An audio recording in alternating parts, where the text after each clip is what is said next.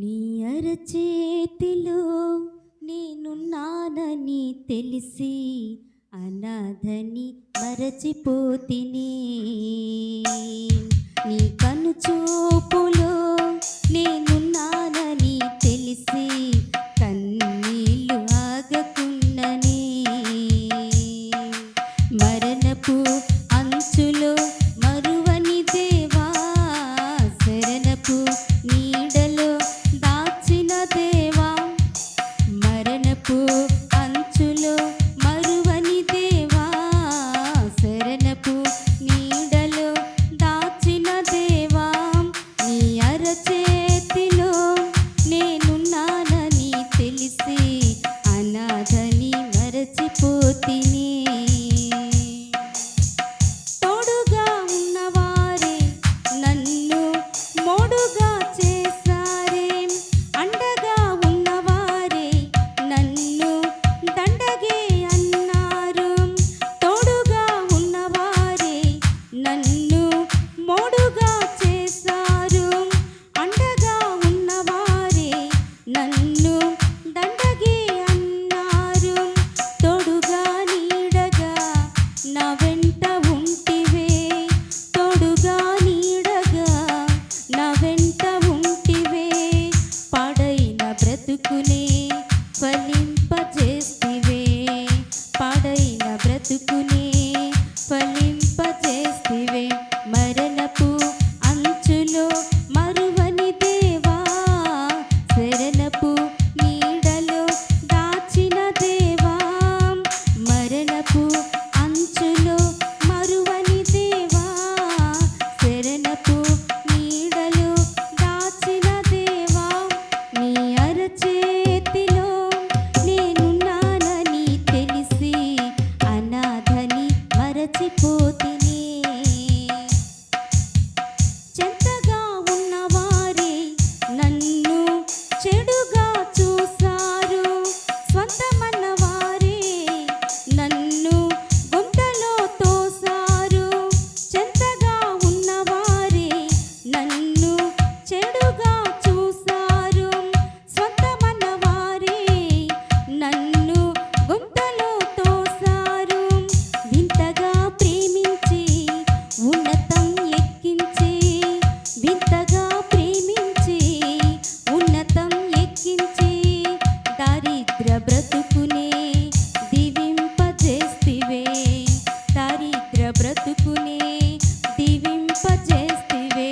మరణపు అంచులో మరువని దేవా, శరణపు నీడలో దాచిన దేవా. మరణపు అంచులో మరువని దేవా, శరణపు నీడలో దాచిన దేవా.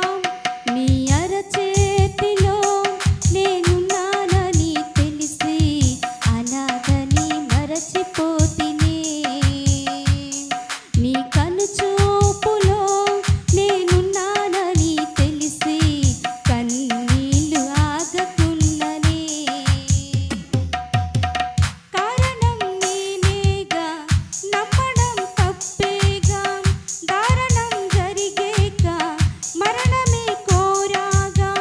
కారణం నేనేగా నమ్మడం తప్పేగా, దారుణం జరిగాక మరణమే కోరాగా. కొడుకా కూతురా తండ్రినే ఉన్నానని, కొడుకా కూతురా తండ్రినే ఉన్నానని తన ప్రేమ కౌగిలిలో కాచుకుంటివే, తన ప్రేమ కౌగిలిలో కాచుకుంటివే.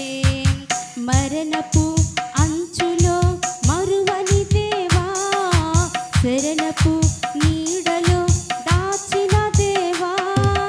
మరణపు అంచులో మరువని దేవా, శరణపు నీడలో దాచిన దేవా. నీ అరచేతిలో నేనున్నానని తెలిసి అనాథ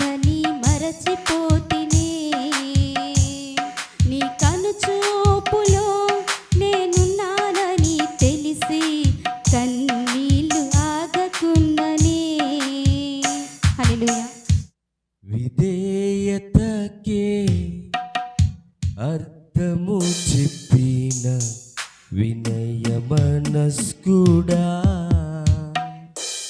విధేయులుగా ఉండమాదిరి చూపిన మనుజ కుమారుడా, విధేయతకే అర్థము చెప్పిన వినయ మనస్కుడా, విధేయులుగా ఉండమాదిరి చూపిన మనుజ కుమారుడా,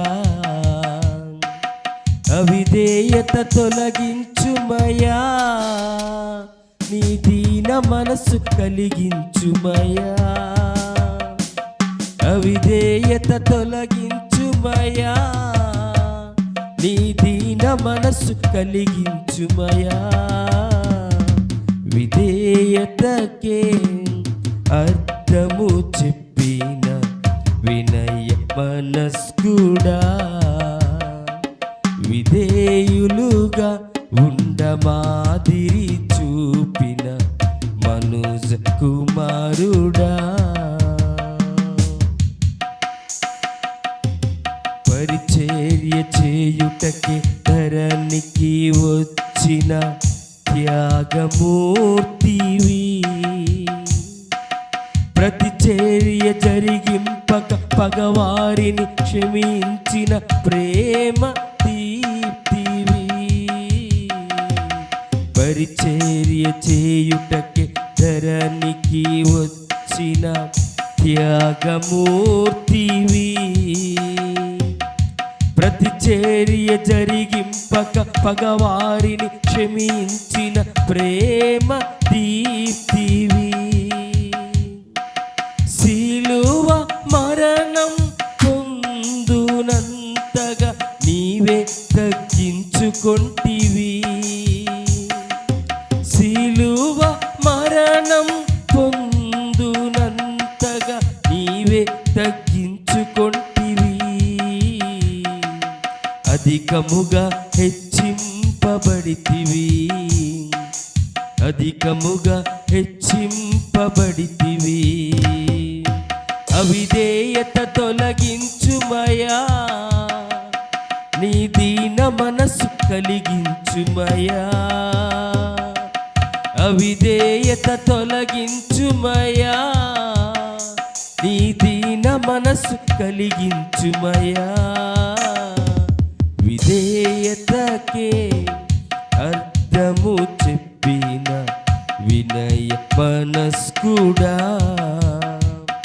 విధేయులుగా ఉండమాదిరి చూపిన మనుజ కుమారుడా,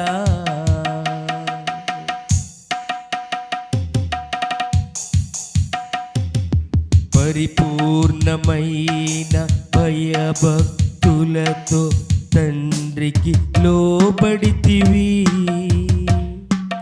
ప్రతి విషయములో పంపిన వాని చిత్తము నెరవేర్చితివి, పరిపూర్ణమైన భయభక్తులతో తండ్రికి లోబడితివి,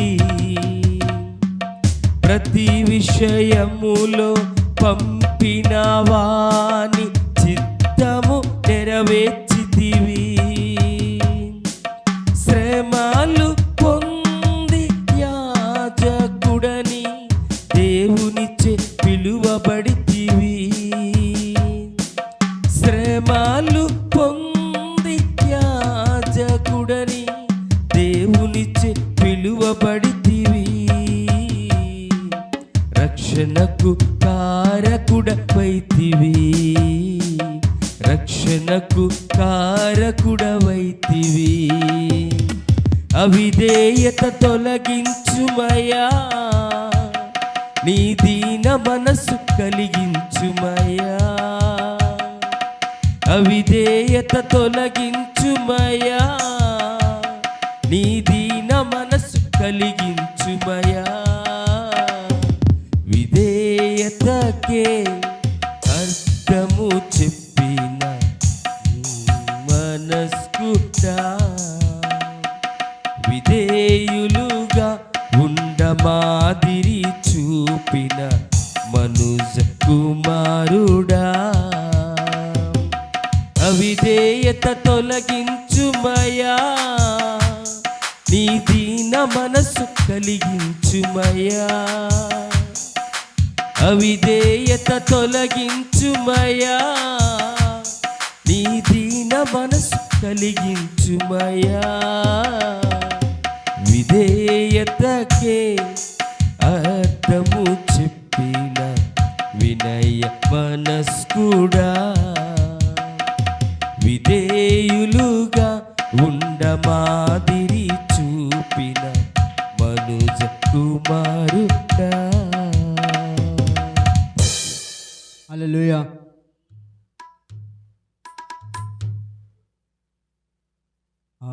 అపరాధిని యేసయ్యా కృపజూపి బ్రోవుమయ్యా అపరాధిని యేసయ్యా కృపజూపి బ్రోవుమయ్యా నెపమెంచక నీ కృపలో అపరాధములు క్షమించు అపరాధిని యేసయ్యా కృపజూపి బ్రోవుమయ్యా పిలువాకు నేను కోటిని కొలువాతో తేరితిని కలుషములను మోపితిని కలుషములను మోపితిని దోషుండు నేను ప్రభువా అపరాధిని యేసయ్యా కృపజూపి బ్రోవుమయ్యా కాలబల్లపు పోటు రాకోల పొడచితి నేనే మేకీని బాధించి తిని మాకు చూపితివయ్యా అపరాధిని యేసయ్యా కృపజూపి బ్రోవుమయ్యా ముల్లాతో కిరీటంబు నల్లిని శిరమున నెడితి నా వల్ల నేరమాయే చల్లాని దయగల తండ్రి నా వల్ల నేరమాయే చల్లాని దయగల తండ్రి అపరాధిని యేసయ్యా కృపజూపి బ్రోవుమయ్యా దాహంబు కొనగా చేదు తీరకును త్రావిడిచి దోషుండునైతిని దేహంబు గాయంబులను ఘోరంగా దూరితిని నేరంబులను చేసితిని ఘోరంబుగా దూరితిని నేరంబులను చేసితిని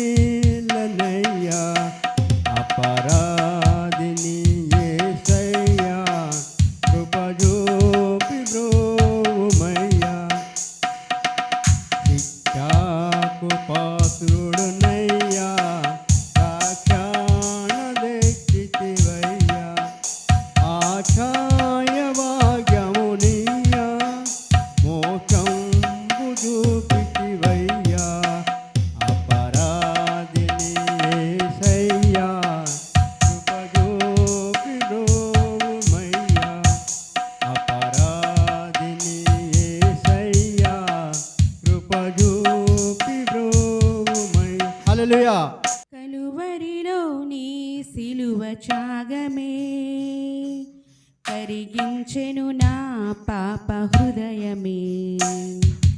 కలువరిలో నీ సిలువ త్యాగమే కరిగించెను నా పాప హృదయమే. నీవు కాచిన ఈ రుధిరధారలే, నీవు కాచిన ఈ రుధిరధారలే కలిగించెను పాపికి పరిహారమే. ఓ మానవా ఇది మన కోసమే, ఓ మానవా ఇది మన కోసమే. ఈ గొప్ప ప్రేమ బలియాగమే, ఈ గొప్ప ప్రేమ బలియాగమే. కలువరిలో నీ సిలువ త్యాగమే కరిగించెను నా పాప హృదయమే. కలువరిలో నీ సిలువ త్యాగమే కరిగించెను నా పాప హృదయమే.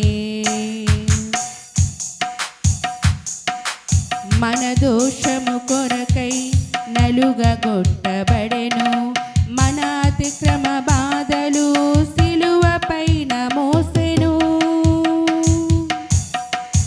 మన దోషము కొరకై నలుగగొట్టబడెను, మన అతిక్రమ బాధలు సిలువ పైన మోసెను. కొరడా దెబ్బలతో గాయపరచబడెను, కొరడా దెబ్బలతో గాయపరచబడెను. ఆ గాయములే నిన్ను స్వస్థపరచెను, ఆ గాయములే నిన్ను స్వస్థపరచెను. ఓ మానవా ఇది మన కోసమే, ఓ మానవా ఇది మన కోసమే. ఈ గొప్ప ప్రేమ బలియాగమే, ఈ గొప్ప ప్రేమ బలియాగమే. కలువరిలో నీ సిలువ త్యాగమే కరిగించెను నా పాప హృదయమే.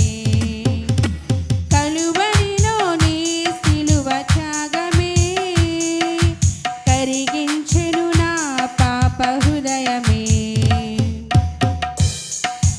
తలపైన ముళ్ళు ప్రక్కలో బల్లెము, చేతులలో మేకులు భరించినావా. తలపైన ముళ్ళు ప్రక్కలో బల్లెము, చేతులలో మేకులు భరించినావా. వదకు తేబడిన గొర్రె పిల్లవోలే, వదకు తేబడిన గొర్రె పిల్లవోలే మౌనముగా శిక్షను సహించినావా, మౌనముగా శిక్షను సహించినావా. ఓ మానవా ఇది మన కోసమే, ఓ మానవా ఇది మన కోసమే. ఈ గొప్ప ప్రేమ బలియాగమే, ఈ గొప్ప ప్రేమ బలియాగమే. కలువరిలో నీ సిలువ త్యాగమే కరిగించెను నా పాప హృదయమే. కలువరిలో నీ సిలువ త్యాగమే కరిగించెను నా పాప హృదయమే. దేవునికి స్తోత్రం. దేవునికి స్తోత్రం. హల్లెలూయా. నీ ప్రేమే నన్ను ఆదరించేను, నీ ప్రేమే నన్ను ఆదరించేను. సమయోచితమైన నీ కృపయే నన్ను కాచి కాపాడెను, నీ కృపయే కాచి కాపాడును. సమయోచితమైన నీ కృపయే నన్ను కాచి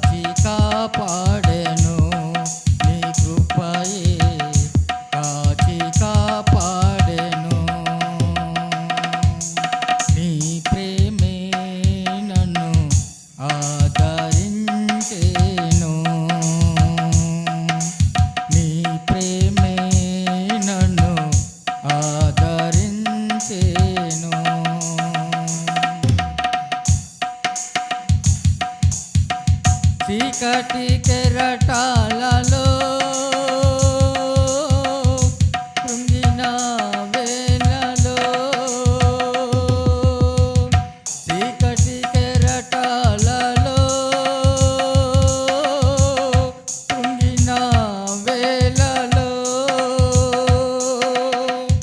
ఉదయించెను నీ కృపణాయదలో నను గణమతుకే నూతనమాయన ఉదయించెను నీ కృపణాయదలో చెదరిన మనసే నూతనమాయన మనుగడయే మారో మలుపు తిరిగేనా మనుగడయే మారో మలుపు తిరిగేనా నీ ప్రేమే నన్ను ఆదరించేను నీ ప్రేమే నన్ను ఆదరించేను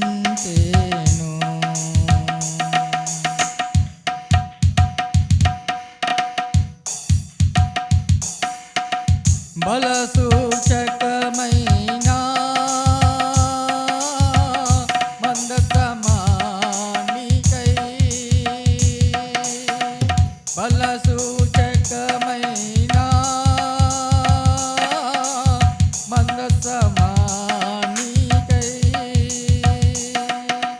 సజీవయాగమై యుక్తమైన సేవకై ఆత్మాభిషేకముతో నన్ను నింపితివా సజీవయాగమై యుక్తమైన సేవకై ఆత్మాభిషేకముతో నన్ను నింపితివా సంగక్షేమమే నా ప్రేరణమాయనా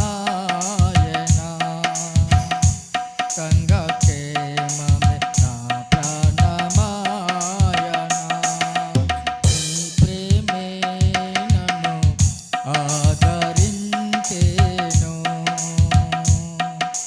నీ ప్రేమే నన్ను ఆదరించేను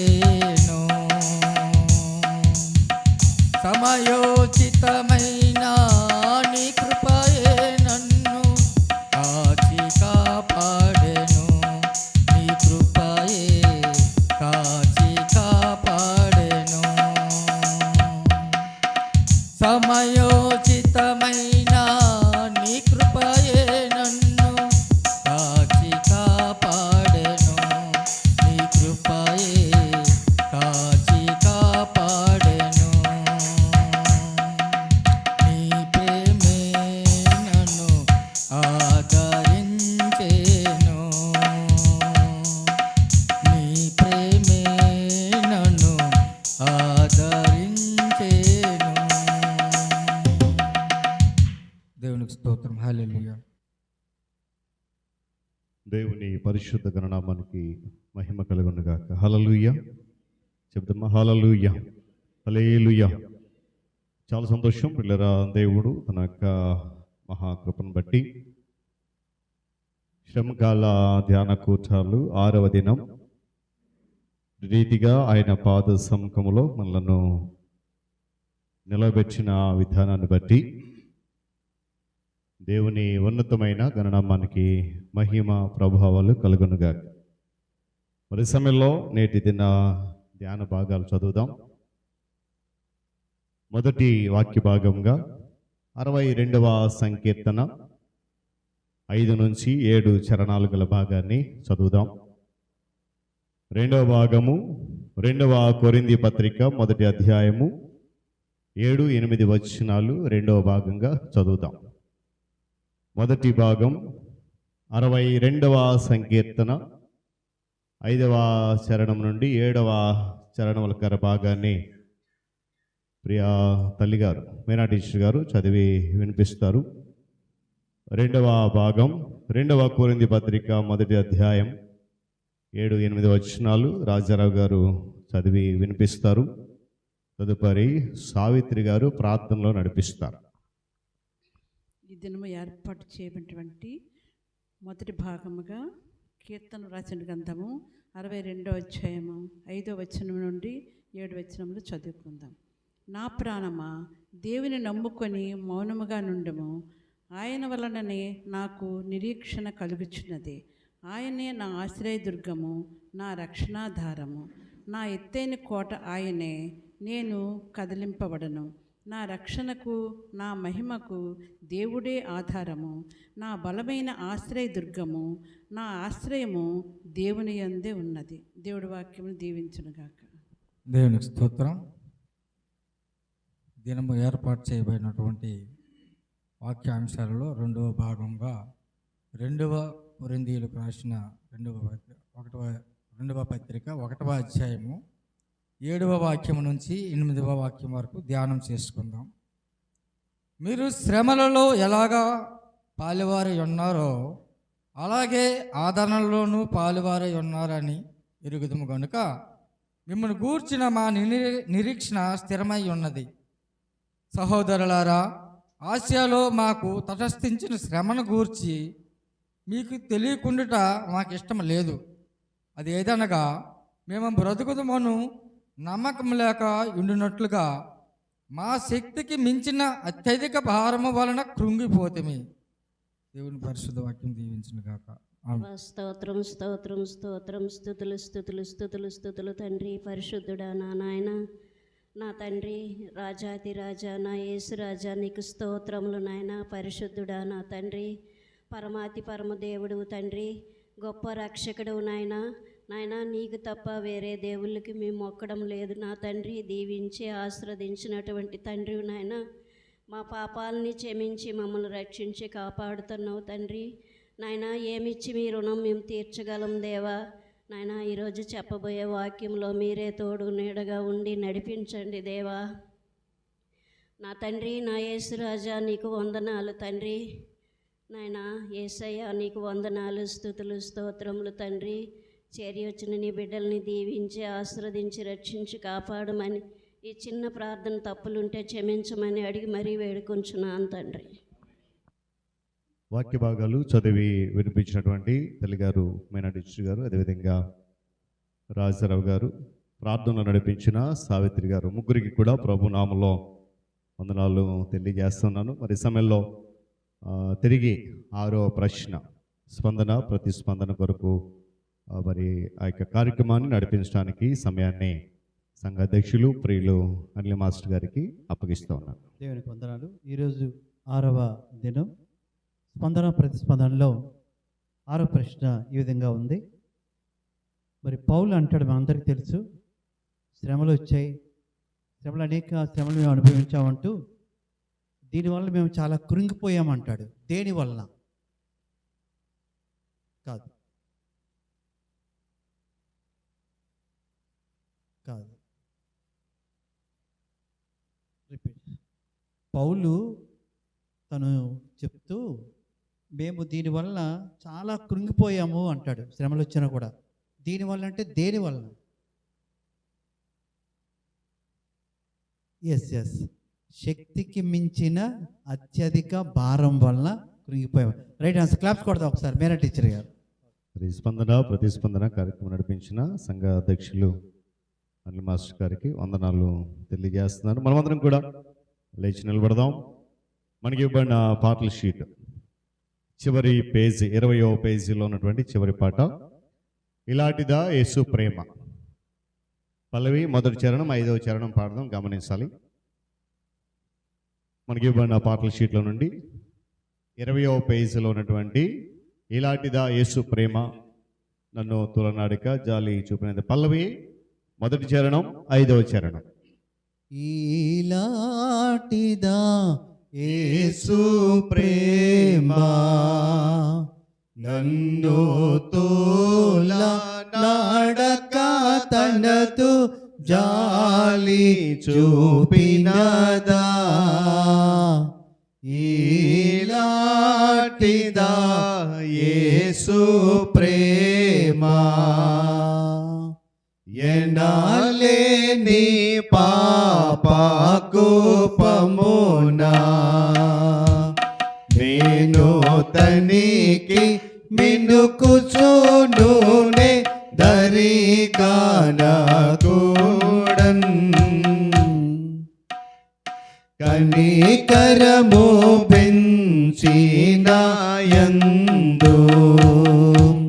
వేగా కొని పోవ నా మేలు కొరకిందు వచ్చే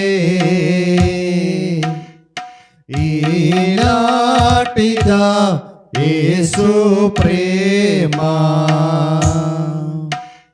నా కోర్కెలెల్లా సమయములన్ క్రిందిలో కావాంచల భ్రమసి దొంగేడు వేళన్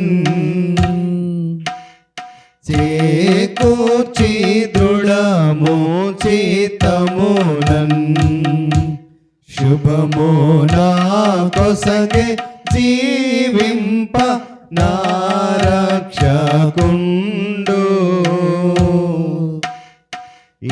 ఈలాటిదా యేసు ప్రేమ. దయచేసి కూర్చుందాం. దేవుని పరిశుద్ధ గణనామానికి మహిమ కలుగునగాక. హల్లెలూయా చెప్దామా? హల్లెలూయా. మంచిది పిల్లరా, గడిచిన 5 దినాలు దేవుడు ఎంతగానో మనల్ని ప్రేమించి తన మాటల ద్వారా మనందరినీ కూడా తృప్తిపరిచాడు, బలపరిచాడు. మరి ఆయన రాజ్యంలో సంతోషం ఉంటుంది అని గత దినాన ధ్యానం చేశాం. మరి నేటి దిన ధ్యాన అంశంలో స్థిరమైన నిరీక్షణ అది ఎలా ఉంటుంది అనేటువంటి విషయాన్ని ధ్యానం చదివిన సమయంలో సంఘ కార్యదర్శి గారు సహోదరులు డాక్టర్ సతీష్ బెహర్ గారు వచ్చి వాక్య సందేశాన్ని అందిస్తారు. Praise the lord. ప్రార్థన చేసుకుందాం.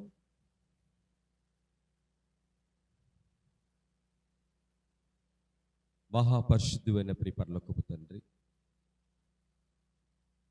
మీ ఘనమైన బలమైన నామములకు లెక్కని వందనాలు, స్తుతులు, స్తోత్రాలు చెల్లిస్తున్నాం. నీ మహాకృపలో దయలో నన్ను, నా కుటుంబాన్ని, మా సంఘాన్ని మీరు భద్రపరిచి ఈ శ్రమకాల దినాల్లో భాగంగా నాయన ఈరోజు వరకు నీ సన్నిధికి మేము చేరుకునగలటుకు ప్రతిరోజు మీరు నడిపిస్తున్న విధానాన్ని బట్టి మీకు వందనాలు, స్తోత్రాలు చెల్లిస్తున్నాం. దయగల రాజా, నీ దాసుడు ప్రతిరోజు వాక్యముతో మాతో మాట్లాడుతున్నప్పుడు నీ మాటలను మమ్మల్ని బలపరిచారు, మీకు వందనాలు. ఈరోజు నీ కృపలో, నీ దయలో నేను అనుకున్న ఈ అంశంలో నా జ్ఞానం, నా శక్తి, నా బలం సరిపోదు. నీ సన్నిధిని ఆశ్రయిస్తుండగా దయచేసి మీ సన్నిధి మా మధ్య నుంచి నీ వాక్కును మాతో పాటు నాతో మా అందరితో మీరు మాట్లాడమని మీ సన్నిధిని విజ్ఞాపన చేస్తున్నాను. నా మాటల్లో ఎటువంటి దోషము లేకుండా, ఎవరి హృదయాన్ని గాయపరచకుండా, ఆధ్యాత్మికంగా నాయన మీతో పాటు కలిసి నడవటంలో సహాయముగా ఈ మాటలు ఉండలాగిన దయచేసి మమ్మల్ని బలపరచమని సన్నిధిని ప్రాధేయపడుతున్నాను. చేరివచ్చిన సంఘాన్ని నన్ను మీరు జ్ఞాపకం చేసుకోమని, మీ సన్నిధి తోడుగా మాకు ఉంచమని యేసుక్రీస్తు వారి దివ్యమైన ప్రశస్త నామంలో బ్రతిమిలాడి వేడుకొనుచున్నాను నా ప్రియపరలోకపు తండ్రి, ఆమేన్. దేవుని నామానికి స్తుతి కలుగును గాక. ఖచ్చితంగా సమయం ఎంతవరకు? నాకు టైం ఖచ్చితంగా కావాలి. 5 to 8 కరెక్ట్ సరిపోతుంది. 20 minutes సరిపోతుంది. సరే గట్టిగా హల్లెలూయా చెప్దామా? హల్లెలూయా. ఎందుకంటే మనం దేవుని సన్నిధిలో ఉన్నాం. ఎక్కడున్నాం? దేవుని సన్నిధిలో ఉన్నాం. ఇది ఒక భాగ్యం మనకి. అవునంటారా కాదంటారు? నిజమే. ఎందుకంటే మన శక్తి, మన బలం, మన జ్ఞానం, లేకపోతే మనకున్న ఏదైనా పట్టుకొని మనం వచ్చామంటే కాదు. అది కేవలం దేవుడు మనల్ని నడిపించు. అది మనం బలంగా నమ్మాలి. వాస్తవంగా ఈ సంవత్సరం ఏంటైందంటే, ఈ 40 దినాలు త్వరగా రావాలి, దేవుని మాటలు వినాలి. కానీ కొంచెం కొన్ని అవాంతరాల వల్ల నాకు ప్రాక్టీస్ ఉండకపోతే ఇబ్బంది అవుతుంది. కొంత టైం ఉండి ఆన్లైన్లో చూస్తున్నాను, కొంచెం ఇబ్బంది పడుతున్నాను. అంతే, మనసుకు తృప్తి ఉండట్లేదు. ఏదేమైనా ఈరోజు మీతో పాటు మాట్లాడే అవకాశం దేవుడు నాకు అనుగ్రహించారు. ఈరోజు అంశముకు వెళ్ళే ముందు అంశానికి వెళ్ళే ముందు నేను మీకు చిన్న చిన్న ప్రశ్నలు, నాకు జ్ఞానంతో కొన్ని ప్రశ్నలు అడుగుతాను, వాటికి సమాధానం చెప్పడం ట్రై వస్తే చెప్తే, లేకపోతే లేదు. మీకు అవగాహన వరకు, మీకు అర్థమైనంత వరకు. ఒక ప్రేమికుడు ఉన్నాడు. ఎవరండి? ఒక ప్రేమికుడు ఉన్నాడు. ఆ ప్రేమికుడు ఒక ఎత్తైన కొండ మీదకి వెళ్ళాడు. ఎక్కడికి వెళ్ళాడు? ఒక ఎత్తైన, జాగ్రత్త ప్రశ్న తర్వాత, ఎత్తైన కొండ మీదకి వెళ్ళాడు. వెళ్ళి ఆ ప్రేమికుడు ఏం చేస్తున్నాడంటే తన ప్రియురాలు కోసం అలా ఎదురు చూస్తూ ఉన్నాడు. అలా ఎదురు చూస్తూ ఉన్నాడు. ఇప్పుడు మీ దగ్గర 2 ప్రశ్నలు వేస్తాను, చెప్పండి. ప్రేమికుడు ఎక్కడికి వెళ్ళాడు? ఎత్తైన కొండ. మర్చిపో మాట, నేను ఎత్తైన కొండ లేదు కదా, ఎత్తైన కొండ మీదకి. అదే ఆన్సర్ నాకు. ఎత్తైన కొండ మీదకి వెళ్ళాడు. వీళ్ళు ఏం చేస్తా ఉన్నాడు? ఎదురు చూస్తూ ఉన్నాడు. ఇప్పుడు ప్రశ్న ఏంటంటే, ఎత్తైన కొండ అంటే మీకు ఏమనిపిస్తుంది? ఆ మాటకు మీకు దగ్గరగా ఏ మాట వినిపిస్తుంది? నేను ఎత్తైన కొండ అన్నాను కదా, మీకు దగ్గర ఏంటి అనిపిస్తుంది? దాని గురించి ఏం మాట్లాడు? ఇప్పుడు అనిల్ మాస్టర్ గారు టీచరు, లారెన్స్ గారు అంటే ఆర్ఎంపీ డాక్టర్ అంటున్నారు కదా. అలాగనే ఇప్పుడు ఎత్తైన కొండ అంటే మనకేమనిపిస్తుంది? కొండ చాలా ఎత్తుగా ఉంటుంది, దాని చాలా మొక్కలు ఉంటాయి, ఇదంతా మన ఊహాచిత్రం వస్తూ ఉంటుంది. ఆ కొండ కదులుతుంది ఏంటి అటు ఇటు. అలా కదలదు అనడానికి ఏమంటాం మనం? ఏమంటాం? స్థిరంగా ఉందనుకోండి. ఈ మాట అక్కడ గుర్తుపెట్టి, ఏమంటారు? స్థిరంగా ఉందని అంటాం. ఇంతకీ ఈ స్థిరమైన కొండ మీద ఎవరున్నారు? ప్రేమికుడు. ఏం చేస్తున్నాడు? ఎదురు చూస్తున్నాడు. ఎదురు చూడటం అనే మాటకి దగ్గర ఇంకో మాట పెట్టొచ్చా? ఎదురు చూస్తా. అనిల్ మాస్టర్ పాస్టర్ గారు ఇచ్చారు, చక్కగా ఈజీగా చెప్పి. ఏంటంటే అది నిరీక్షణ. ఈరోజు మన అవసరం ఏంటంటే స్థిరమైన నిరీక్షణ అనే మాట గురించి మాట్లాడుకుంటాం. స్థిరమైన నిరీక్షణ. సరే, ఇప్పుడు నిరీక్షణ అంటే ఏంటి? నిరీక్షణ అంటే ఏంటి? ఇప్పుడు అనుకున్నాం, ఎదురు చూడటం. లేకపోతే చెప్పాలంటే దేని గురించి అయినా కనిపెట్టడం. చాలా మంచి మాట చెప్పారు. బైబిల్ మంచి మాట ఉంటుంది. ఈ మాట కనిపెట్టిన మాటకు చెప్తున్నాను. అంటే ఎలా కనిపెట్టాలంటే బైబిల్ ఉంటుంది. ఇప్పుడు కాపలాదారుడు ఆ రేయి మొదటి జాము కోసం కనిపెడుతుంటాడంటే ఎప్పుడు అయిపోతుందని. అలా కనిపెట్టాలి. సరే, నిరీక్షణ అంటే ఏంటి? కనిపెట్టుట, లేకపోతే ఎదురు చూడటం, ఇంకా చెప్పాలంటే ఆశ. ఆశే మనల్ని కనిపెట్టేటట్టు చేస్తుంది. జాగ్రత్త వినండి. ఆశే మనల్ని కనిపెట్టేట్టు చేస్తుంది. సో ఇప్పుడు మనకి నిరీక్షణ అంటే ఏంటో అర్థమైంది. కొండ అంటే స్థిరంగా ఉంటుంది అనుకున్నాం కదా. ఈ స్థిరానికి ఇంకొక మాట మనం చెప్తే, సరసాన్ని ఎప్పుడైనా మాట్లాడుతున్నప్పుడు మీ మాట అంటుంటాం అంటారు. ఏంటో మాట అంటే, మీరు మాట్లాడకపోతే ఈ రాళ్ళు మాట. ఇది మన మాట కదా, ఈ స్వయంగా ఎవరన్న మాట? ఇది యేసుప్రభు గారు అన్న మాట. ఆయన ఎంత గొప్ప మాట అన్నాడంటే, ఇక్కడ చదువుకున్న వాళ్ళకి ఉదాహరణకి దైవ కటాక్షం గారు ఉన్నారు, ఆవిడ ఫిజిక్స్, ఎంఎస్సి ఫిజిక్స్. అలాగే రామకృష్ణ మేస్టర్ గతంలో అనుకోండి, ఆయన కూడా ఫిజిక్సే. వీళ్ళందరికీ తెలుస్తుంది, చదువుకున్న తెలుస్తుంది. ఒక రాయి ఉందండి. ఏముంది? ఒక రాయి. ఆ రాయిని అక్కడ పెట్టాం, చూస్తున్నాం. ఆ రాయికి ఒక శక్తి ఉంటుంది. మీకు తెలుసా? ఉంటుందా? ఉండదు? శక్తి ఉంటుంది. దాన్ని ఏమంటారంటే స్థితి శక్తి అని అంటారు. ఏమంటారు దాన్ని? ఇంగ్లీష్లో పొటెన్షియల్ ఎనర్జీ అని అంటారు. స్థితి శక్తి. అది అలా స్థిరంగా ఉంటుంది. అలాగే మీకు దగ్గరగా అర్థం అంటే స్థిరమైనది, శాశ్వతమైనది తెలియడానికి మన మానవ శరీరం ఉంది కదా. ఒకరోజు ఈ శరీరాన్ని మట్టిలో పాతేస్తారు మన క్రైస్తవుల ఆనవాయితీ ప్రకారం. మన పెద్దలు చాలామంది, మా నాన్నగారిని, మా పెద్దలు చాలా పాతేశారు. అంతకుముందు మా తాతయ్యలు ఎవరైనా మనం ఓపెన్ చేస్తే ఈ కళ్ళు కానీ, ఈ చర్మాన్ని కానీ, ఈ గాలు, ఈ చేతి వేళ్ళు కానీ, లేకపోతే ఈ ఫ్లష్ ఏది కూడా ఉండదు. ఉంటుందండి? ఉండదు. ఒకటి మాత్రం ఉండిపోద్ది. ఏంటది? అస్థిపంజరం, బోన్. అస్థిపంజరం స్థిరంగా ఉంటుంది. ఎన్ని సంవత్సరాలైనా దాన్ని తీసి దాని డే టు టైం అని చెప్పవచ్చు. ఎందుకు ఇది చెప్తా అంటే స్థిరమైనది అనే పదాన్ని మీ దగ్గర రావడానికి ఇవన్నీ చెప్తా ఉన్నాను. నిరీక్షణ అంటే ఏంటో మనకి తెలుసు. ఇకపోతే ఈరోజు పాస్టర్ గారు ఇచ్చిన అంశంలో స్థిరమైన నిరీక్షణ అంటే ఏంటంటే ఈ ఎదురుచూపు, ఇవన్నిటికీ చాలా చెప్తే చాలా అర్థాలు ఉండవు, టైం అయిపోతుంది. నేను ఫైనల్గా ఒక కంక్లూజన్గా చెప్తాను. నిరీక్షణ అనేది క్రైస్తవుని యొక్క అంతిమ లక్ష్యం. ఏంటంటే అది నిరీక్షణ అనేది అంతిమ. ఇప్పుడు పాస్టర్ గారే కాదు, నేను కాదు, ఎవరైనా ప్రపంచంలో వారు చర్చకొచ్చి దేవుని వైపు ఎదురు చూస్తూ అలా ఆలోచన చేస్తున్నారు. ఉద్దేశం ఏంటంటే ఒకరోజు ఈ జీవితం ఇక్కడతో అయిపోతుంది, తర్వాత ఎక్కడికి వెళ్ళాలి మనంతా? పరలోకం. ఈ నిరీక్షణ దేనికోసం తెలుసా? దేవుని సన్నిధి ఇక్కడే కాదు, మన కథ ముగించబడిన తర్వాత ఇక్కడ భూలోకంలో కూడా మరలా దేవునితో ఉండాలనేది దేవుని యొక్క ఉద్దేశం. దాని కొరకే మన నిరీక్షణ కలిగి ఉండాలనేది ఆయన యొక్క ఉద్దేశం. ఇప్పుడు స్థిరమైన నిరీక్షణ అంటే మీకు అర్థం. ఇక్కడ మనము ఎందుకు నిరీక్షణ కలిగి ఉండాలి? స్థిరమైన నిరీక్షణ అంటే తెలిసింది హేమక్క. అయితే మనం ఎందుకు నిరీక్షణ కలిగి ఉండాలి? ఒకసారి జాగ్రత్తగా మనం మన బైబిల్ గ్రంథంలో రోమీయులు రాసిన పత్రిక 5:2 తెరిచి ఉంచండి. నేను చదవమని చెప్పి 5 రోమా 5:2లో ఒకసారి జాగ్రత్తగా చూస్తే మనం ఎందుకు నిరీక్షణ కలిగి ఉండాలి?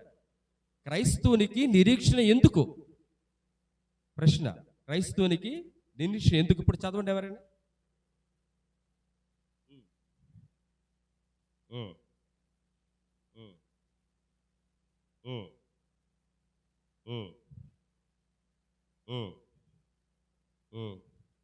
చాలు. అక్కడ ఏమన్నా అంటే దేవుని మహిమను గూర్చిన దేని బట్టి అంటండి? నిరీక్షణ బట్టి. నిరీక్షణ మనం ఎందుకు ఉండాలంటే దేవుని మహిమను మనం చూడాలి. ఎప్పుడు చూస్తాం వాస్తవంగా దేవుని మహిమని? ఆలోచిద్దాం రాత్రి కాలం. దేవుని మహిమను ఎప్పుడు చూస్తాం? రాజేశ్వరి ఎప్పుడైనా చూసావా దేవుని మహిమని? సువర్ణ బుజ్జి దేవుని మహిమని ఎప్పుడు చూస్తామో తెలుసా? ఒకరోజు దేవుని కొరకును ఎదురు చూసి ఆ విశ్వాసాన్ని మా పాస్టర్ గారి మధ్య చెప్పారు, భక్తులు పౌలు కోసం మంచి పోరాటము పోరాడి తిని నా పరుగు కడముట్టించి తిని విశ్వాసాన్ని కాపాడుకుంటుంది. ఈ మాటలు మనం ఏమైనా చెప్పగలుగుతామా? పొరపాటును అనుకుందాం. ఒకరోజు ఎవరైనా డెత్ అవ్వాలి, అయినాక ఆ ప్రభు సన్నిధిలో ఆయన ముందు ధైర్యంగా నిల్చొని ప్రభువా మంచి పోరాటము పోరాడి తిని ఈ మాట చెప్పగలుగుతామా? మనం చెప్పలేము. బహుశా నువ్వు అలా చెప్పలేని స్థితిలో ఉన్నావు అంటే నువ్వు క్రైస్తవుని కానే కాదు. నీకు విశ్వాస జీవితం నిరీక్షణ లేదు. ఉంటే కనుక నువ్వు ఆ మాట చెప్పవలసిందే. సరే, అంశాలకు వచ్చి ఎందుకు మనం నిరీక్షణ కలిగి ఉండాలంటే దేవుని యొక్క మహిమ కొరకు మనం నిరీక్షణ కలిగి, అదే దేవుని యొక్క మహిమకు నిరీక్షణ కలిగి ఉండడం అనేది క్రైస్తవుని యొక్క అంతిమ లక్ష్యం. ఇకపోతే రోమా 5:3లో లేకపోతే కీర్తనలు 62:5లో చూడండి. కీర్తనలు 62:5 తీస్తే ఒకసారి జాగ్రత్తగా.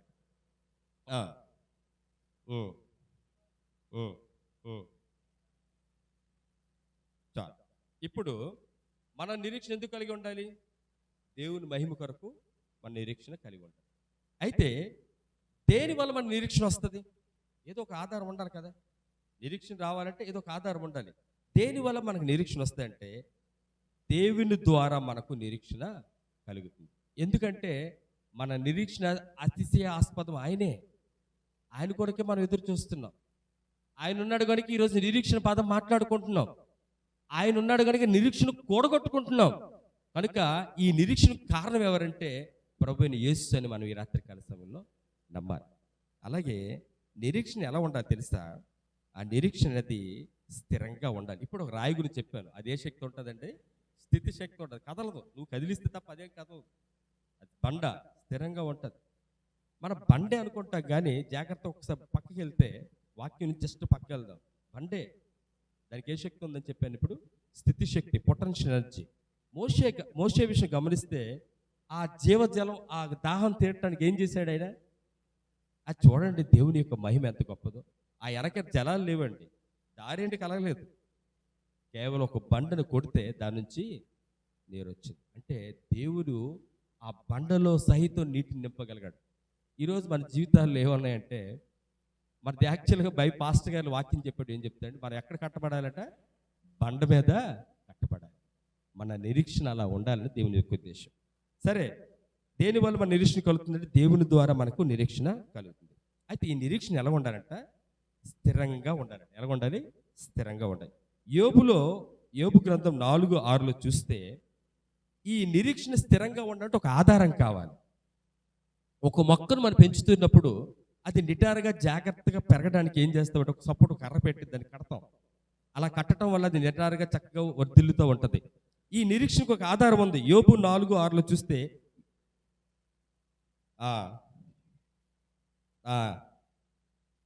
చాలు, నీ యథార్థ ప్రవర్తన నీ నిరీక్షణకు ఆధారం.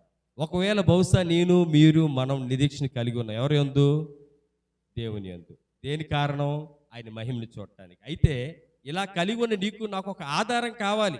ఆ నిరీక్షణ కొనసాగించడానికి, ఆ నిరీక్షణ కూడగొట్టుకోవడానికి ఏంటి ఆధారం అంటే యథార్థమైన ప్రవర్తన. ఈ రాత్రికాల సమయంలో ఈ వాక్యం వింటున్న మనం, నేనైనా మీరైనా, మన ఎవరైనా యథార్థమైన ప్రవర్తన మనం కలిగి ఉన్నామా? మన ప్రవర్తనలో యథార్థత ఉందా? మాట్లాడుతున్న నేను కానీ, మాటలు వింటున్న మీరు కానీ, మన విశ్వాసులు ఎవరైనా కానీ మన ప్రవర్తనలో యథార్థత ఉంటే కలిగే లాభం ఏంటి చెప్పనా? నిరీక్షణకు అది ఆధారం. నీ జీవితానికి అదొక ఆధారం, సపోర్ట్. అది ఉండటం వల్ల నీ నిరీక్షణ కొనసాగించగలుగుతావు. పౌలు వల్ల మాటలు చెప్పగలుగుతావు, కడముట్టించి తిని అని.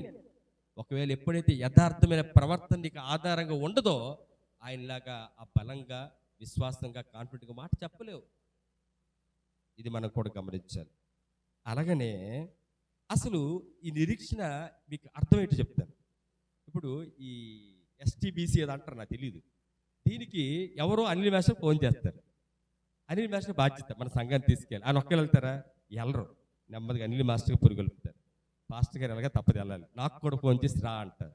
ఎందుకంటే ఆయన ఉద్దేశం ఏంటంటే సంఘం బట్టి ఒక్కడనే కాదు, నాతో పాటు అనిల్ మాస్టరు, లారెన్స్ గారు, పాస్టర్ గారు, వీలైతే సంఘపతులు మీనా అంటే ఎవరు కలుపుతూ ఉంటారు. కారణం ఏంటంటే ఆయన వెళ్తా కొంతమంది తీసుకెళ్తే ఆ సహవాసం పెంపొందించబడుతుంది ఉద్దేశం.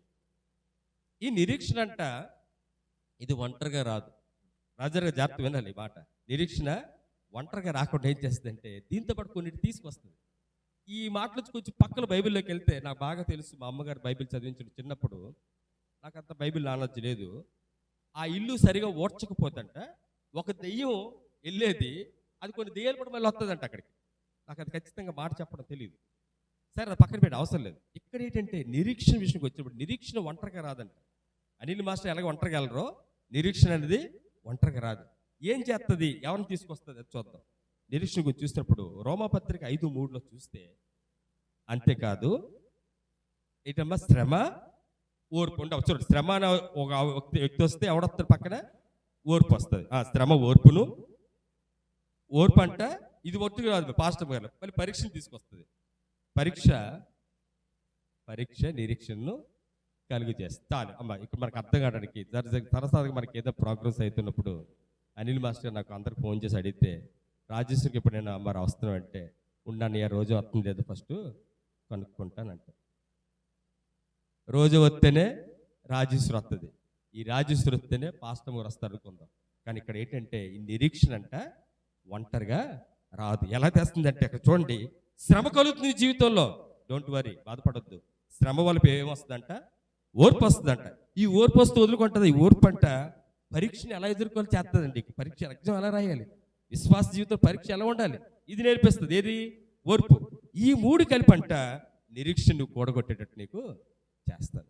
ఇంటికెళ్ళి బైబిల్గా జాగ్రత్తగా ఒక మాట తర్వాత మాట చదువుతుంటే, హేమక తర్వాత సాల్మన్ అండి, సాల్మన్ తర్వాత సతీష్ గారు కన్నా ఈ సహవాసం ఎంత గొప్పగా ఉందో, ఈ నిరీక్షణ, విశ్వాసం, ఓర్పు, పరీక్ష కూడా అలాగే ఉంటాయి. అవన్నీ ఉండి దేనికంటే నిరీక్షణ అనుభవంలోకి మనకి నడిపిస్తుంది. అప్పుడు మన నిరీక్షణ స్థిరంగా ఉంటుంది, బలంగా ఉంటుంది, విశ్వాసంలో బలోపేతం అవుతాం. అప్పుడు మనం ధైర్యంగా చెప్పగలుగుతాం, నా పరుగు కరముట్టించి తిని నా నిరీక్షణను కాపాడుకుంటుంది అని చెప్పగలుగుతాం. అలాగనే ఒకసారి యెషయా 51:5 చూస్తే ఇవన్నీ ఉన్నాయి. కానీ ఆ నిరీక్షణ మనం పొందాలంటే ఆ పని చేయాలి. ఆ పని చేస్తేనే మన నిరీక్షణ పొందగలుగుతాం. అప్పుడే మన జీవితం నిరీక్షణ కలుగుతుంది. ఏం చేయాలి చూస్తే, ఓకే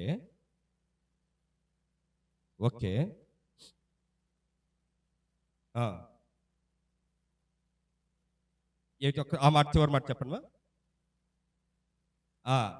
ఎస్ ప్రతి జనాంగం ఎవరు తట్టు చూడాలంట? దేవుని తట్టు చూస్తేనే నిరీక్షణ కలుగుతుంది. ఒకవేళ విశ్వాస జీవితంలో సావిత్రక్క నువ్వు పాస్టర్ గారు దుక్కో, అనిల్ మాస్టర్ గారు దుక్కో, నా దుక్కో చూస్తే నీకు నిరీక్షణ కలగదు. లారెన్స్ గారి దుక్కు చూస్తే నీకు నిరీక్షణ సంభవించదు. ఎవరి తట్టు నువ్వు చూడాలంటే దేవుని తట్టు మనం చూడాలి. ఎప్పుడైతే దేవుని తట్టు మనం చూస్తామో మన నిరీక్షణను కలిగి ఉంటాం. చూడండి, దేవుని తట్టు అనే మాటకు చిన్న ఉదాహరణ, ఆ సైడ్ పక్కకి వెళ్దాం. జక్కయ్య, పొట్టు జక్కయ్య, జనాలు ఉన్నారు. పొట్టోడు నాకులాగా, పాపం వాడు ఎదుర్కోలేడు, ప్రభుని చూడలేడు. వాడికి అప్పటికప్పుడు ఏదో ఆడు పొట్టోడు గట్టోడు అంటారు, ఆయనకు ఆలోచన వచ్చింది, సరే ఒక చెట్టు ఎక్కాడు. కానీ ఎప్పుడైతే దేవుని తట్టు చూశాడో అది ఆయన తెలుసు. ఆ చెట్టు దగ్గరికి వచ్చి ఆయన కూడా ఆయన తట్టు చూడు. ఎప్పుడు every action there is equal and opposite reaction అంటారు ఫిజిక్స్లో. ప్రతి చర్యకు సమానమైన వ్యతిరేక ప్రతిచర్య. ఈ మధ్య ఈ పొలిటీషియన్స్ కూడా ఈ డైలాగ్ వాడుతారు. మీరు ఇప్పుడు ఎక్కడికి వెళ్ళాలి, అక్కడ ఉంటాం, ఎక్కడ వాళ్ళ డైలాగ్స్ విడిచిపెట్టండి. కానీ దేవుణ్ణి చూడండి, ఆయన తట్టు నువ్వు చూస్తే నీ తట్టు ఆయన చూస్తాడు. ఇప్పుడు లారెన్స్కి వచ్చినప్పుడు నేను చూడకపోతున్నా, మీరు చూడకపోయినా కూడా ఆయన చూస్తుంది. అది దేవుని యొక్క గొప్ప వాత్సల్యత. అంటే ఆయన తట్టు చూడటం అనేది మన నిరీక్షణ అయి ఉండాలి. అప్పుడే ఆయన మహిమను మనం చూడగలుగుతాం. సమయం దగ్గరకు వచ్చేస్తాం. ఇప్పుడు ఒకసారి హోషియా 2:15 చూస్తే నిరీక్షణ అసలు ఏమై ఉంది, అసలు ఈ నిరీక్షణ అంటే ఏంటి, ఇది ఏమై ఉంది, ఇప్పుడు కొంచెం క్లారిటీగా మనకు అర్థమవుతుంది. హోషియా 2:15 చూస్తే నిరీక్షణ అంట ఒక ద్వారము లాంటిది. ఎలాంటిదండి? వద్దు, నిరీక్షణ ఒక ద్వారం. ఏంటండి? ఇప్పుడు ఈ చర్చిలోకి ప్రవేశించడానికి ఆ ముందు ఉంది, అది ద్వారం.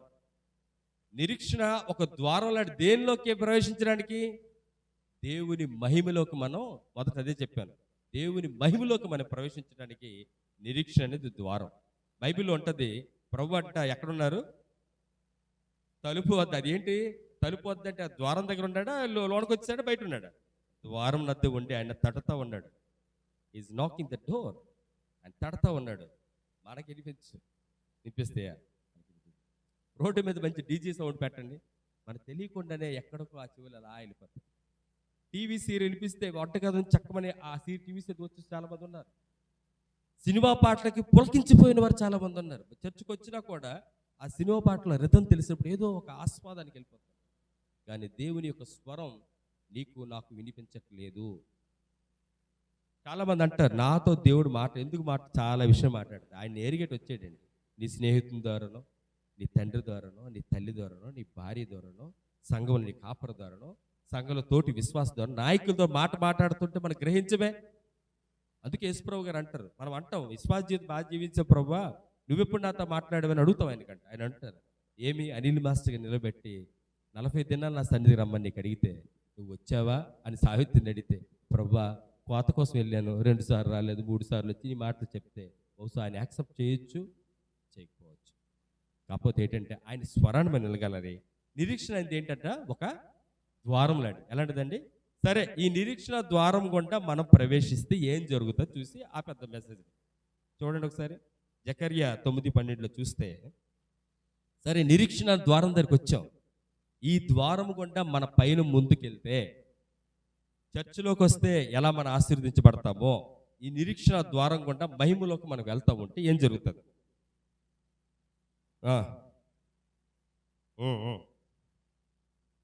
ఎస్, చాలు ఇక్కడ కాదు. ఎలా ఏమంటున్నాడంట? మీ కోటలోకి మరలా ప్రవేశించుడి, రమ్ము అని దేవుడు పిలుస్తున్నాడు. ఎందుకో తెలుసా? నీకు ఏం చేస్తాడండి? 2 మేలేస్తాడు. ఒకవేళ దేవుని కొరకు నువ్వు కనిపెట్టి దేవుని కొరకు ఆలోచన చేసి ఒక 100 రూపాయలు కోల్పోయావు అనుకో, డోంట్ బాదర్, 200 రూపీస్ నీకు వస్తుంది. దేవుని కొరకు నువ్వు ఉండటం వల్ల నిన్ను అవమానించారేం బహుశా, నో డౌట్. దేవుని మహిమలో నువ్వు అందరి చేత ఆస్వాదించబడతావు. ఆయన కుడిపార్శ్వ నుండి గొప్ప భాగ్యానికి దేవుడు ఇస్తాడు. దేవుని కొరకు నువ్వేది కోల్పోయినా, పని కోల్పోయినా, దేవుని కొరకు ఆరోగ్యం కోల్పోయినా, అదేంటంటే దేవుని కొరకు ఆరోగ్యం కోల్పోవచ్చు. ఎప్పుడైతే 40 నెలలు కొంతమంది కఠినంగా ఉపవాసం ఉంటూ ప్రభు కొరకు ఎదురు చూస్తున్నప్పుడు మరి శారీరకంగా కొద్ది బలహీనతలు వస్తాయి, రావచ్చు. ఏది కోల్పోయినా అది నీకు ఆ నిరీక్షణ ద్వారము గుండా నువ్వు లోనకి ప్రవేశిస్తే అంట నీకు 2 లాభం, డబుల్. ఏదైతే నువ్వు కోల్పోయావో దేవుని తిరిగిస్తాడు. అంత మాత్రమే కాదు, అంతకు మించి డబుల్ చేస్తాడు. యోబు జీవితంలో మనకు తెలుసు. నిరీక్షణ ఆయన పోగొట్టుకోలేదు. తన భార్య మాట్లాడుతుంది, ఏంటి నీ జీవితం, ఏం చేస్తున్నావు యోబు, మై డియర్ లవర్, ఏం చేస్తున్నావు అండి హేమక్క, ఇలాగే ఏం చేస్తున్నావు? సరసగా ఒక సందర్భంలో మా హేమక్క అంటే, ఏంటండి మీరు అదే వైట్ షర్ట్ వేస్తున్నారు, మరకేసేస్తారు, ఏం చేస్తున్నట్టు అలాగే అన్నది యోబుల ఆవిడ. ఏం చేస్తున్నావు నువ్వు? వద్దు, ఈ నిరీక్షణ అవసరం లేదు, జస్ట్ రిజెక్ట్, యాక్సెప్ట్ చేయని అవసరం లేదు, విడిచిపెట్టే. దూషించి కావాలంటే తిరిగి ఇప్పుడు మాట్లాడాడు, మూర్ఖురాలు మాట్లాడినట్టు ఈ మాట పొరపాటు మా నారాయణ గారు అంటే పెద్ద గొడవ అయిపోద్ది బహుశా. కానీ ఆయన అన్నాడు, అది మూర్ఖురాలు మాట్లాడినట్టు నువ్వు మాట్లాడకు.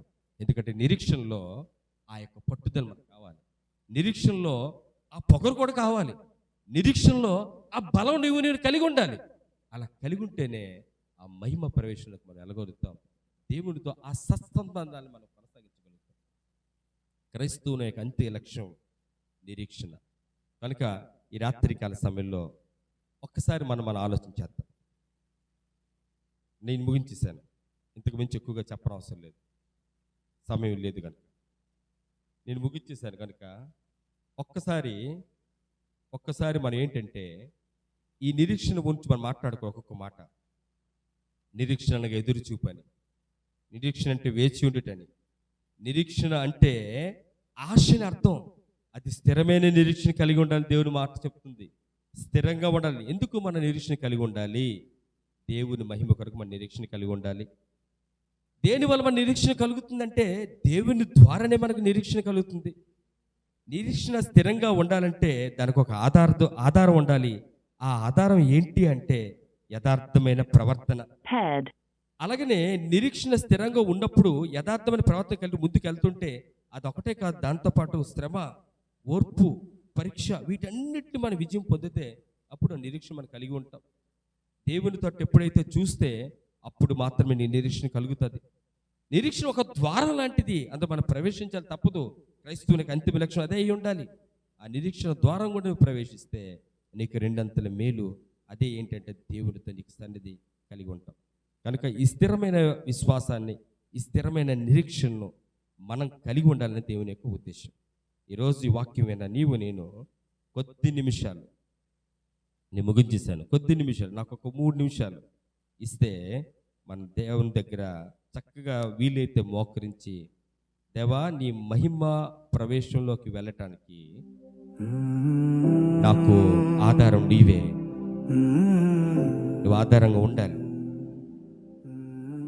నువ్వు ఆధారంగా ఉండకపోతే మా విశ్వాస జీవితంలో నీ పైన కొనసాగించలేం ప్రభుని. 40 రోజులు వస్తున్నావు దేవుని సంధికి. ఎందుకో తెలిసి నిరీక్షణ ఏదో కేవలం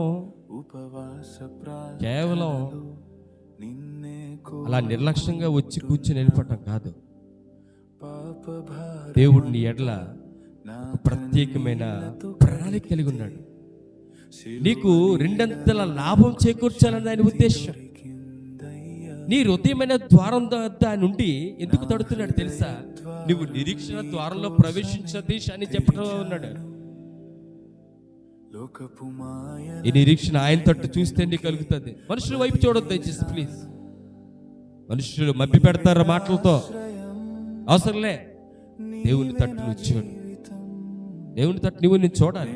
నీకు అంతిమ లక్ష్యం ఆయన చూడకపోతే నీ జీవితం వేస్ట్, ఆ జీవితం వేస్ట్. మనం నడవలేం ప్రియులారా, మన బలం మన శక్తి సరిపోదు.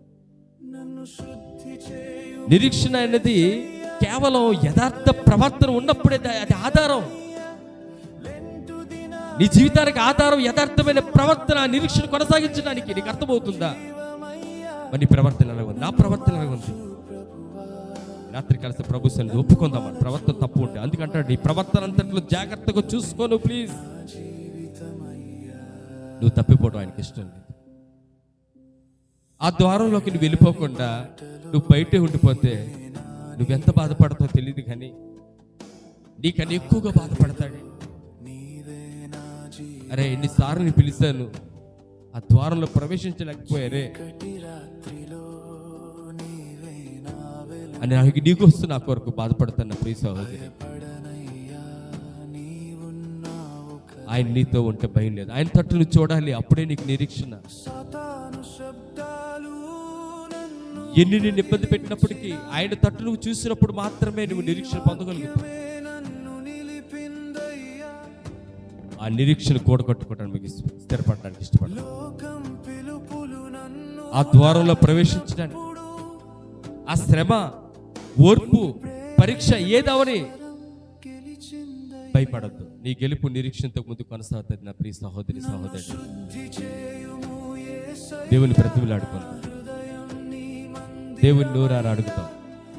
నా ప్రియమైన యేసు మీరు లేకపోతే మా జీవితాలు లేవు, నా కుటుంబం లేదు, నా బ్రతికే లేదు ప్రభు, నా బ్రతికే లేదు, నా బ్రతికే లేదు ప్రభు, నన్ను బ్రతికే లేదు నాయన, నీవు నాకు అవసరం అంటూ దేవుడి స్థితిలో ప్రార్థించడానికి చిన్న ప్రార్థన. పరిశుద్ధమైన ప్రియ పరలోకపు తండ్రి, మీ ఘనమైన నామానికి లెక్కని వందనాలు, స్తుతులు, స్తోత్రాలు. అయోగ్యులు ప్రభు అయినా నీ సన్నిధి నుండి గొప్ప భాగ్యం మాకు అనుగ్రహించారు. ఈరోజు ఈ మాట మాట్లాడటకు నా శక్తి, నా బలం కాదు, కానీ ప్రభా నీ వాక్యం రెండంచు గల ఖడ్గం, ఇరువైపులా మాట్లాడుతుంది. నీకు వందనాలు, స్తుతులు, స్తోత్రాలు. నీ వాక్యపు వెలుగులో మా నిరీక్షణ మీ తట్టు చూడటం ద్వారా కూడగొట్టుకుంటూ శక్తిని అనుగ్రహించండి. మహిమ ప్రవేశం జరిగించాలని మీరు ఆశపడి రమ్ము అని పిలుస్తున్నారు, దాన్ని అంగీకరించగల మనస్సు మాకు అనుగ్రహించండి. హృదయమైన ద్వారం తడుతూ ఉన్నారు, నిరీక్షణ ద్వారంలోకి మీరు ప్రవేశించిన కృప చూపించండి. ఏదైతే నీ వాక్కు ద్వారా రెండంతల మేలు అనుగ్రహిస్తానన్నారో నా కుటుంబంలో, నా జీవితంలో, మా సంఘంలో, మా విశ్వాసంలో మీరట్టి మేలుతో తృప్తిపరిచి ఈ 40 దినాల శ్రమకాల దినాల భాగంలో మీరు చేసిన ఈ నిరీక్షణ వల్ల మా విశ్వాస జీవితాన్ని మేము కూడగొట్టుకొని నీతో పాటు యోగ్యమైన జీవితం జీవించుటకు యథార్థమైన ప్రవర్తనతో మేము ముందుకు అడుగు వేసే భాగ్యం కలుగు చేయమని యేసుక్రీస్తు వర్ధీయమైన ప్రశస్త నామంలో ప్రతిమలాడి వేడుకొనిచున్నాను నా ప్రియ పరలోకపు తండ్రి, ఆమేన్. Thank you. మంచిది. ఇంతవరకు చక్కటి వాక్య సందేశం అందించినటువంటి సంఘ కార్యదర్శి గారు, సహోదరులు డాక్టర్ సతీష్ బెహర్ గారికి ప్రభునామలో వందనాలు తెలియజేస్తూ ఉంటారు. మరి సమయంలో ప్రకటనలు విందాం. సంఘ అధ్యక్షులు ప్రియులు అనిల్ మాస్టర్ గారు ప్రకటనలు తెలియజేస్తారు. దేవునికి వందనాలు. పాస్టర్ గారికి, పెద్దలకు యేసుక్రీస్తు ప్రశ్న వందనాలు తెలియజేస్తూ, మరి సతీష్ గారు ఈరోజు అంశం స్థిరమైన నిరీక్షణ. తను పోస్ట్ గ్రాడ్యుయేట్ స్టూడెంట్, ఎంఎస్సి చేశాడు సతీష్. చేస్తూ ఒకసారి తను చెప్పే విధానం, తను టీచర్, ఒక ఎంఎస్సి చేస్తూ బీఈడి కూడా చేశారు. టీచర్ ఏ విధంగా చెప్తారో ఆ విధంగానే ప్రతీది కూడా. అప్పుడు కొరసవాడ బీఈడి చేస్తే ఒక ప్రాక్టీస్ క్లాస్ ఇవ్వాలి. ఆ క్లాస్కి వచ్చాడు సతీష్. నేను అక్కడ కొరసవాడలో చేస్తూ ఉన్నాను. అక్కడ హెడ్ మాస్టర్ గారు శ్రీకాకుళం జిల్లాలో ఉంటే అన్ని హై స్కూల్స్ కలిపి ఆయన ప్రెసిడెంట్, కొరసవాడ హెడ్ మాస్టర్ అప్పుడు ప్రసాదరావు గారు. ఆయన అన్నారు నాతో, అసలు ఎవరో అబ్బాయి, ఇంతవరకు నేను ఇన్ని చూశాను కానీ, అంటే ఆయన ఎలా చెప్తున్నాడో ఒక అబ్జర్వేషన్ చేయాలి, మేము వెళ్ళి అబ్జర్వేషన్ రాయాలి, ఎలా చెప్తున్నాడు ఉన్నది ఉన్నట్టు. ఎందుకంటే రేపు పొద్దున్న టీచర్ అవుతాడు కాబట్టి ఏమైనా లోటుపాట్లు ఉంటే ఇప్పుడే చెప్పాలి. నేను ఉన్నాను, హెడ్ మాస్టర్ ఆయన కూడా ఉన్నారు. ఆయన అన్నారు, ఇన్ని నేను చూశాను కానీ మేస్టారు, ఇలాంటి అబ్బాయి నేను ఎప్పుడూ కూడా చూడలేదు. ఒక మంచి టీచర్, చాలా చక్కగా ఒక చిన్న అంశం ఆ పీరియడ్ 40 minutes 40 టైం కూడా ఇస్తారనమాట. ఆ టైంకి ఆ కంటెంట్ పూర్తి చేయాలి.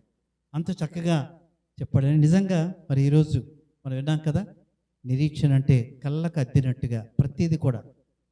ఒక్క నిరీక్షణ గురించి చెప్పలేదు, తను స్థిరమైన నిరీక్షణ గురించి వెళ్ళాడు. స్థిరంగా ఉంటుంది. దాని తాలూకా ప్రజెంటేషన్ డిఫరెంట్గా ఉంది. స్టార్టింగ్ డైరెక్ట్ బైబిల్లోకి వెళ్ళలేదు. ముందేం చెప్పాడు, మనందరికీ అర్థం అవ్వాలని ఒక ప్రజెంటేషన్ ఇచ్చాడు, వండర్ఫుల్ ప్రజెంటేషన్.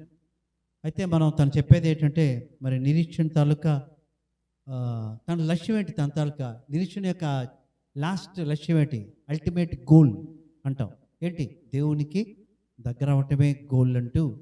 అంటే మనకి తనకు ఒక విధంగా ఒక చిన్న లెసన్ కూడా ఇచ్చాడు మనకి. ఇప్పటి వరకు మనం ఏదో వస్తూ పోకుండా కాకుండా దేవుని గురించి ఎలా చేయాలట, ఎదురు చూడాలి, నిరీక్షణ కలాలి. అప్పుడే మనకి ఏంటట, దేవుని దగ్గర వెళ్తాం. మరి ఎందుకు మనం నిరీక్షణ ఉండాలంటే దేవుణ్ణి మహిమపరచాలి. అదేవిధంగా మన తాలూకా ఈ టైంలో మన తాలూకా ప్రవర్తన కూడా చాలా జాగ్రత్తగా మరి చూడాలంటూ మరి యోబుని తీసుకున్నాడు దాంట్లో ఆధారం అంటూ. తర్వాత నిరీక్షణట ఒంటరిగా రాదు, అది సింగల్గా రాదు, అన్నీ కలిసే వస్తాయి. నిరీక్షణ అంటే ఇవన్నీ ఉండాలి. ఇవన్నీ ఉండి తను ముగిస్తూ నిరీక్షణ ఏంటట, ఒక ద్వారం ఉంటుంది. ఆ నిరీక్షణ ద్వారం దగ్గరికి వస్తే చూడండి ఎంత ఇచ్చేసాడో. ఇప్పటివరకు మన జీవితంలో నిరీక్షణ లేదనుకోండి, అందరిలాగే మనం ప్రార్థన చేస్తున్నా వెళ్తున్నాం. కానీ మన తాలూకు ప్రార్థనలో కానీ, మన తాలూకు వాక్యం చదవడంలో కానీ, మనం చెప్పే ప్రజెంటేషన్లో కానీ ఏముండాలట, నిరీక్షణ, స్థిరమైన నిరీక్షణ ఉండాలి. అప్పుడే మనకేంటట, రెండంతల మేలు కూడా వస్తుందట. ఎప్పుడైతే అలాంటి నిరీక్షణతో ప్రార్థన చేస్తావో, చాలామంది మనకి చర్చి ప్రార్థన చేయమని అంటారు, ప్రార్థన చేయండి స్వస్థపరిపోతుంది. అది కాదు, తను చెప్పేటట్టు ఏంటంటే స్థిరమైన నిరీక్షణతో ఏదైతే ఉంటామో అప్పుడే మనకేంటట రెండంతల మేలు చేయడానికి దేవుడు సిద్ధంగా ఉన్నాడు అంటూ మనకు కూడా ఒక చిన్న హెచ్చరిక చెప్పిన విధానం బట్టి మరి సతీష్ బెహ్రా గారికి అభినందన తెలియజేస్తూ ఒకసారి చప్పట్లు కొడదాం. చాలా చక్కగా తనకిచ్చినటువంటి టైంలో తను పూర్తి చేశాడు. ఆ టైం అయిన తర్వాత పాట పెట్టాడు. నిజంగా చాలా సంతోషం. మరి తను చెప్తూ మరి దేవుని తట్టు తిరగాలి, నిరీక్షణ ద్వారం దగ్గర ఉంటే ఏమొస్తుందట, పరిపూర్ణ భాగ్యం అని కూడా వస్తుంది. ఆ ద్వారం దగ్గర నిల్చుంటే మనకేమొస్తుందట, పరిపూర్ణ భాగ్యం. నేను అనుకున్నాను నేనేంటట సంతోషం. ఆ సంతోషం ఉండాలంటే దాని కొనసాగింపేటి స్థిరమైన నిరీక్షణ. ఆ సంతోషం మన జీవితంలో కలకాలం ఉండాలంటే మనం ఏం చేయాలట, తాత్కాలికం కాదు, కలకాలం ఉండాలంటే స్థిరమైన నిరీక్షణ కలిగి ఉంటే వచ్చే బహుమానం ఏంటంటే పరిపూర్ణ భాగ్యం. ఎలాంటి పరిపూర్ణ భాగ్యం తెలుసుకోవాలంటే రేపు సాయంత్రం మన తాలూకు అంశం ఏంటి, పరిపూర్ణ భాగ్యం. మరి 6:30కు రేపు మరలా కలుద్దాం. మరి యథావిధిగా ప్రతిస్పందన మరి అంశము ముందుగానే ఇస్తూ ఉన్నారు. దాని గురించి కూడా అందరూ కూడా సిద్ధపడాలని కోరుతూ ఈ ప్రకటనలు ఇంతటితో ముగిస్తున్నాం. Thank you. అందరూ లేచి నిలబడదాం. ముగింపు ప్రార్థన, ప్రభు నేర్పిన ప్రార్థన ఆశీర్వాదంతో ఈ 6వ దినం కూటాన్ని ముగించుకొని 7వ దినం కొరకు సిద్ధపడదాం. అందరూ నిలబడదాం, ప్రార్థన చేసుకుందాం. ఈ సమయంలో సంఘ ఉపాధ్యక్షులు డాక్టర్ లారెన్స్ గారు మనల్ని ముగింపు ప్రార్థనలు నడిపిస్తారు. ప్రభు నేర్పిన ప్రార్థన ఆశీర్వాదంతో ఈ కూటాన్ని మనము ముగించుకుందాం. ప్రార్థన చేసుకుందాం. మహామిక్కిలి ప్రేమ కలిగిన మా పరలోక ముందున్న మా తండ్రి, నీకు వందనాలు. ఈ యొక్క రాత్రికాల సమయంలో ప్రభా, 6వ దినాన్న ఈ యొక్క పరిశుద్ధ దినంలో ప్రభా, ఈ విధంగా మేము మా మందిర ఆవరణలో, నీ మందిర ఆవరణలో ప్రభా మరి నిరీక్షణతో మరి కూడుకొని వాక్యాన్ని విన్నాం తండ్రి. పరిపూర్ణ జ్ఞానాన్ని దయచేసి బిడ్డకి యవ్వన కాలంలో ప్రభా ఆ బిడ్డని ముట్టావు, పట్టుకున్నావు నాయన తండ్రి. నీ యొక్క కాడిని పట్టుకుని ముందుకు నడిచే భాగ్యం ఆ బిడ్డకి ఇచ్చావు తండ్రి. అపూర్వమైన జ్ఞానాన్ని కూడా దయచేస్తావు. నీ పవిత్ర గ్రంథాన్ని అర్థం చేసుకోవడంలో ప్రభా ఎంతో ఆలోచన జ్ఞానం ఉండాలి నాయన, ఓర్పు సహనం ఉండాలి. మరి ఆ బిడ్డకి ఇచ్చావు నాయన. మరి చిన్న మాటతో ప్రభా చక్కనైన లోతైన మర్మాలు అందించావు నాయన. ఆ బిడ్డకి ఇంకా నువ్వు రానైన దినాల్లో మంచి పరిపూర్ణ జ్ఞానాన్ని దయచేయమని వేడుకుంటున్నాను. అదేవిధంగా ప్రతి దినము మాకు తండ్రి వాక్యాన్ని అందిస్తున్న దీన దారుస్తుడిని బట్టి నీకు వందనాలు. మళ్ళీ రేపటి దినాన్న ప్రభా నీ వాక్యము ఏ విధంగా పరిపూర్ణంగా మేము వినాలో తండ్రి మాకు దయచేయమని వేడుకుంటున్నాం. నీ మందిరావరణకు రావడానికి సకాలంలో సమయానికి వచ్చి ప్రభా నీ మందిరావరణలో కూర్చొని నిన్ను స్తుతించి మహింపరిచి దీనదాసుడు చెప్పే వాక్యాన్ని ప్రభా హృదయ అంతరాంగాల్లో ప్రభా ఉంచుకొని మా గృహాలకి వెళ్ళి ప్రభా నెమరు వేసుకొని మందిర తండ్రి మా కుటుంబ ఆరాధనలో గుర్తు చేసుకొని తండ్రి అది ధ్యానించుకునే భాగ్యం కూడా మాకు దయచేస్తున్నాం అయినా నీకే వందనాలు.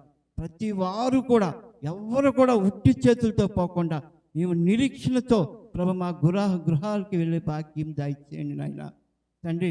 మా ద్వారము దగ్గర ప్రభా నువ్వు తట్టి ఉంటావని సెలవిచ్చావు. మేమందరం కూడా నీ సన్నిధానంలో నీ అడుగుజాల్లో నడుచుకునే భాగ్యం దయచేయండి. ప్రతి వారు కూడా రాను రాను ప్రభా ఇంకనూ నీ మందిరావరణలో తండ్రి ఎక్కువగా బలపడే భాగ్యం దయచేయండి. నీ వాక్యమనే ఖడ్గం చేత మేమందరం నలగొట్టుకునే భాగ్యం దయచేయమని వేడుకుంటున్నాం తండ్రి. విడిచి వెళ్ళిన మమ్మల్ని అందరినీ దీవించమని, పాపని చిన్న ప్రార్థన ఆలకించమని యేసు నామమున పెట్టి వేడుకుంటున్నాం తండ్రి. ఆమేన్. పరలోకమందున మా తండ్రి, నీ నామము పరిశుద్ధపరచును గాక, నీ రాజ్యము వచ్చును గాక, నీ చిత్తం పరలోకమందు నెరవేర్చినట్లు భూమి యందు నెరవేరును గాక. కావలసిన దినాన్ని దయచేయము, మరణం క్షమించిన ప్రకారం మరణము క్షమించు, మమ్మల్ని శోధన తెక్క దుష్టులను తప్పించు. ఎందుకంటే రాజ్యము బలము మహిమ నిరంతరమును నీవైనవి మా తండ్రి. ఆమేన్. పరమ తండ్రి అయిన దేవుని ప్రేమ, రక్షకుడైన యేసుక్రీస్తు వారి యొక్క కృప, పరిశుద్ధాత్మ దేవుని సహవాసము, ఆయన సన్నిధి నిత్య కాపుదల చేరవచ్చిన మనకు, మన కుటుంబాలకు, సంఘానికి, సకల పరిశుద్ధులకు, ప్రముఖంగా ఈ దినాన వాక్య సందేశం ఇచ్చినటువంటి తన దీన కుమారునికి, తన కుటుంబానికి సదాకాలము తోడేండి నడిపించును గాక. ఆమేన్.